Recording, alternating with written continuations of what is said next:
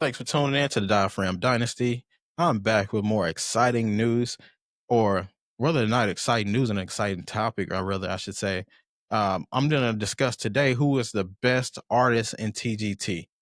Now, the important collective in R&B collective talent known as TGT, of course, is Tyrese, Genuine, Tank, and this argument is or debate is based on the best artist and not the most famous, because we know Tyrese is probably the most famous because of his role in the Fast and Furious series and other movies he's done. And we know he has the most star power just because he's an actor. He's he puts out books. He does a lot of TV appearances. He does a lot of podcasts. He's done TV shows, radio shows like The Breakfast Club. He's all over the place as far as popularity. And, people know him from the Coca-Cola commercials back in the day, singing on the bus. So he has a lot of notoriety and popularity that the other members of the TGT group simply don't have. So that would be an easy debate because just sheer star power alone, the other members don't really have that, at least not in pop culture. Now, the best artist is not who has the biggest song, because that's easily Genuine because of that Pony song and the platinum albums that he has. He has more platinum albums than all the rest of the group members. He has the biggest song, which transcended genres, like I talk about all the time. That song, I believe, was on a lot of movies, especially it was on Magic Mike and things like that. And Pony is one of those rare hits that crosses over to where other genres can take a liking to the song because it's smart writing and there's a lot of great production as well as the great singing. So it's not about the biggest hits or the most success. It's about talent and contributions musically.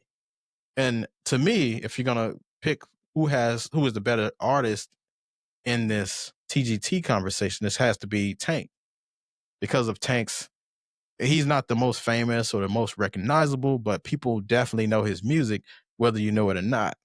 So, back from all the way from his first single, One Man, all the way to Maybe I Deserve, all the way to the R&B Money album that he just released and the R&B Money podcast that he has, he's contributed a lot to the genre.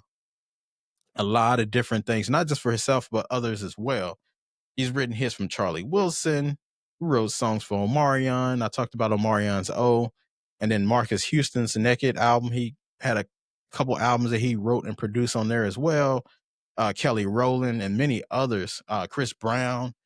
He's written a lot of tracks for other artists and produced and given a lot of insight as well to these artists, because it's not just about writing for people or writing songs for yourself. It's about giving the knowledge, passing the information down. And as I know, mostly in urban culture, the biggest issue we have is not passing the information down to other people, getting the information and then sitting on it because you don't want to have to compete with people or feel like you're going to lose something. Tank it never felt like he did that. When Tank's around Genuine or Tyrese, or he's around Chris Brown or any other artist, especially younger artists, he's always putting them on, giving them more insight into the game. So he collaborates with a lot of younger artists, especially like Young Blue and um, uh, I forgot the other guy's name, but it's a lot of artists that if you look at his albums, there's a lot of younger artists on there that he's given insight to or giving game to or giving them exposure. Because I believe when he got in the game, he didn't have this information and he wish he would have had it.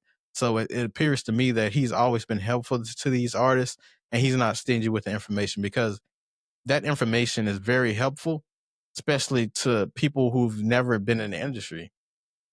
If you had a parent or a relative in the industry, you might already know the game. But if you're coming straight off the streets, you don't know anything about the residuals and writing for yourself and producing for yourself and doing all these other things. And like he always talks about that mailbox money of being a songwriter that he learned from Babyface.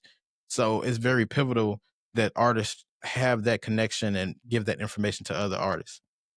But unfortunately, he retired, I think, musically. But like I talked about before in other segments, you never really retire from music. So I have no doubt that he'll still write and produce for other artists. and helping the game in some way because he's always been helpful to other artists, and it's just seen from even from outside looking in, you can tell he helped other artists and put them on. Um, but I feel he has a lot of hits that most people haven't listened to or taken the time to listen to. But if you pay attention to his discography, he might have one of the best discographies in R&B, and there's not too many discographies I can put against his, especially the music that he's written for other artists and the artist, the music that he's written for himself. He has a top 20 discography, I believe, of all time in R&B. Um, and I used his songs are timeless. I used one of his songs, Our Song, in my wedding because that album just had beautiful music on it. But I always respect Tank for his artistry. But I love the music of Tyrese and Genuine as well. But I just feel like Tank is a better artist because he can do so much more.